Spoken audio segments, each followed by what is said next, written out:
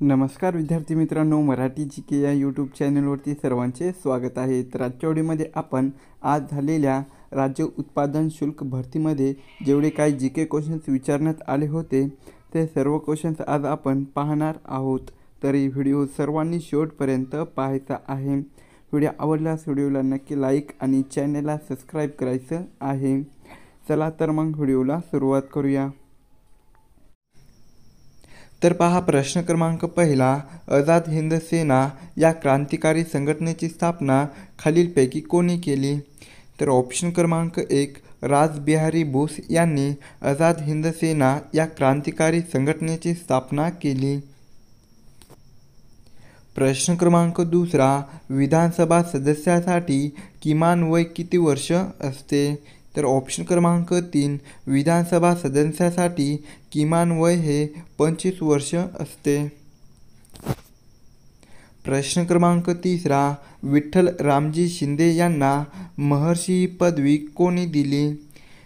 तर ऑप्शन क्रमांक 2, राष्ट्रीय मराठा संघ यांनी विठ्ठल रामजी शिंदे यांना महर्षी ही पदवी दिली। प्रश्न क्रमांक चौथा, भारत व पाकिस्तान या दोन देशादरम्यान खालीलपैकी कोणती सीमारेषा आहे? तर ऑप्शन क्रमांक 1, रेड क्लिफ ही सीमारेषा भारत व पाकिस्तान या दोन देशादरम्यान आहे। प्रश्न क्रमांक पाचवा, मराठीसाठी प्रथम साहित्य अकादमी पुरस्कार खालीलपैकी कोणाला मिळाला? तर ऑप्शन क्रमांक 3, D.N. गोखले यांना मराठीसाठी प्रथम साहित्य अकादमी पुरस्कार मिळाला। प्रश्न क्रमांक 6वा, सैनिकी पेशी असे कोणत्या पेशींना म्हटले जाते? तर ऑप्शन क्रमांक 1, पांढऱ्या पेशींना सैनिकी पेशी असे म्हटले जाते। प्रश्न क्रमांक 7वा, ग्रँड ट्रक हा राष्ट्रीय महामार्ग खालीलपैकी कोणत्या दोन शहरांना जोडतो? तर ऑप्शन क्रमांक 3, कोलकाता व अमृतसर या दोन शहरांना ग्रँड ट्रक हा राष्ट्रीय महामार्ग जोडतो। प्रश्न क्रमांक 8वा, दक्षिण भारतातील सर्वात मोठे खोरे हे कोणत्या नदीचे आहे? तर ऑप्शन क्रमांक 1, गोदावरी या नदीचे दक्षिण भारतातील सर्वात मोठे खोरे आहे। प्रश्न क्रमांक 9, कृत्रिम पाऊस पाडण्याच्या क्रियेमध्ये खालीलपैकी कोणत्या रसायनाचा वापर होतो? तर ऑप्शन क्रमांक 3, सिल्वर आयोडाईड या रसायनाचा वापर हा कृत्रिम पाऊस पाडण्याच्या क्रियेमध्ये होतो। प्रश्न क्रमांक 10वा, भारताची आर्थिक राजधानी म्हणून कोणत्या शहराला ओळखले जाते? तर ऑप्शन क्रमांक 3, मुंबई या शहराला भारताची आर्थिक राजधानी म्हणून ओळखले जाते। प्रश्न क्रमांक 11, हैदराबाद स्टेट हे कोणत्या वर्षी भारतात विलीन करण्यात आले? तर ऑप्शन क्रमांक 2, सन 1948 या वर्षी हैदराबाद हे स्टेट भारतामध्ये विलीन करण्यात आले। प्रश्न क्रमांक 12, पिण्याचे पाणी शुद्धीकरणासाठी खालीलपैकी काय वापरले जाते?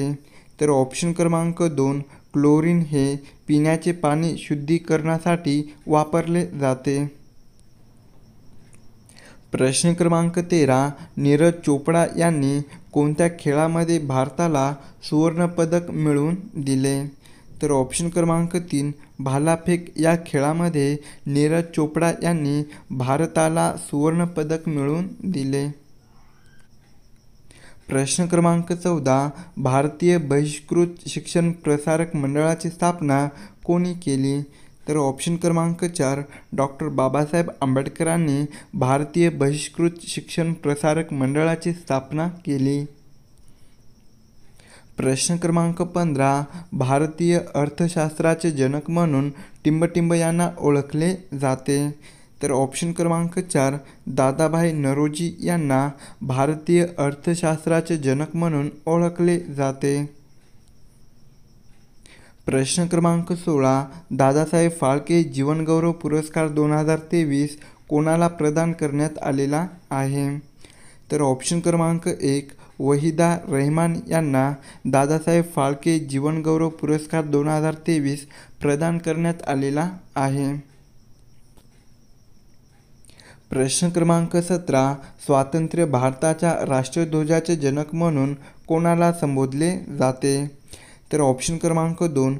पिंगली व्यंकय्या यांना स्वातंत्र्य भारताच्या राष्ट्रध्वजाचे जनक म्हणून संबोधले जाते. प्रश्न क्रमांक 18. भिलाई स्टील प्रकल्प भारतातील कोणत्या राज्यामध्ये स्थित आहे? तर ऑप्शन क्रमांक 2. भारतातील छत्तीसगड या राज्यामध्ये भिलाई स्टील प्रकल्प हा स्थित आहे. प्रश्न क्रमांक 19. रबराच्या व्हल्कनायझेशन या प्रक्रियेमध्ये खालीलपैकी कोणता पदार्थ वापरतात? तर ऑप्शन क्रमांक 1. गंधक हा पदार्थ रबराच्या व्हल्कनायझेशन या प्रक्रियेमध्ये वापरतात.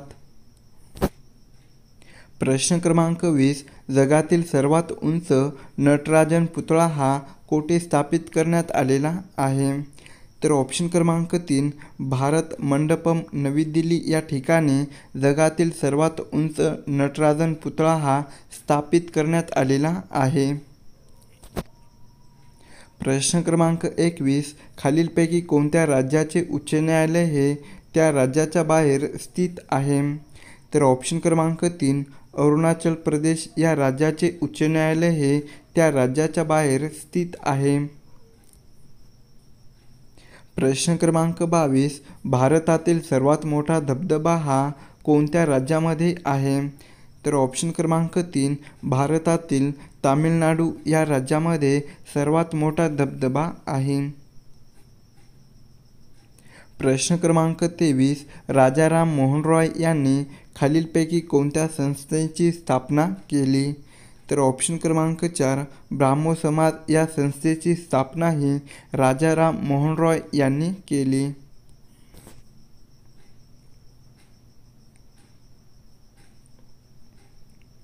प्रश्न क्रमांक 24. मोहिनी अट्टम हा नृत्यप्रकार कोणत्या राज्यांशी संबंधित आहे? तर ऑप्शन क्रमांक 3. तामिळनाडू या राज्यांशी मोहिनी अट्टम हा नृत्यप्रकार संबंधित आहे. प्रश्न क्रमांक 25. जॉब, हुक व अप्परकट हे शब्द कोणत्या खेळाशी निगडीत आहे? तर ऑप्शन क्रमांक 3. बॉक्सिंग या खेळाशी जॉब, हुक व अप्परकट हे शब्द निगडीत आहेत. प्रश्न क्रमांक 26. भारतातील पहिल्या महिला मुख्यमंत्री पुढीलपैकी कोण झाल्या? तर ऑप्शन क्रमांक 3. सुचिता कृपलानी हे भारतातील पहिल्या महिला मुख्यमंत्री झाल्या. प्रश्न क्रमांक 27. जागतिक परिचारिका दिन खालीलपैकी कोणत्या दिवशी साजरा केला जातो? तर ऑप्शन क्रमांक 1. 12 मे या दिवशी जागतिक परिचारिका दिन साजरा केला जातो. प्रश्न क्रमांक 28. शेतीच्या कामाचा समारोप म्हणून माघ बिहू हा उत्सव कोणत्या राज्यामध्ये साजरा केला जातो? तर ऑप्शन क्रमांक 4. आसाम या राज्यामध्ये शेतीच्या कामाचा समारोप म्हणून माघ बिहू हा उत्सव साजरा केला जातो. प्रश्न क्रमांक 29. खालीलपैकी कोणता शब्द हा रात्रीचा समानार्थी शब्द नाही? तर ऑप्शन क्रमांक 4. पल्लवी हा शब्द रात्रीचा समानार्थी शब्द नाही. प्रश्न क्रमांक 30. खालीलपैकी कोणत्या राज्याची सीमा ही बांगलादेशास स्पर्श करीत नाही? तर ऑप्शन क्रमांक 1. अरुणाचल प्रदेश या राज्याची सीमा ही बांगलादेशास स्पर्श करीत नाही. प्रश्न क्रमांक 31. हातावर तुरी देणे या वाक्यप्रचाराचा अर्थ खालीलपैकी काय होतो? तर ऑप्शन क्रमांक 3. हातावर तुरी देणे या वाक्यप्रचाराचा अर्थ हा फसवून पळून जाणे असा होतो. प्रश्न क्रमांक 32. महात्मा गांधींनी भारतात पहिला सत्याग्रह हा कोणत्या वर्षी केला होता? तर ऑप्शन क्रमांक 3. सन 1917 या वर्षी महात्मा गांधींनी भारतात पहिला सत्याग्रह केला होता. प्रश्न क्रमांक 33, हिंदुस्तान सोशलिस्ट रिपब्लिकन असोसिएशनची स्थापना खालीलपैकी कोणी केली? तर ऑप्शन क्रमांक 2, भगतसिंग यांनी हिंदुस्तान सोशलिस्ट रिपब्लिकन असोसिएशनची स्थापना केली. प्रश्न क्रमांक 34, अनासक्ती या शब्दाचा विरुद्धार्थी शब्द खालीलपैकी कोणता आहे? तर ऑप्शन क्रमांक 2, अनासक्ती या शब्दाचा विरुद्धार्थी शब्द आसक्ती असा आहे. प्रश्न क्रमांक 35, परवानगीशिवाय आत येऊ नये या वाक्यामधील वाक्यप्रचार ओळखायचा आहे. तर ऑप्शन क्रमांक 1, परवानगीशिवाय आत येऊ नये या वाक्यामधील वाक्यप्रचार हे आज्ञार्थी आहे.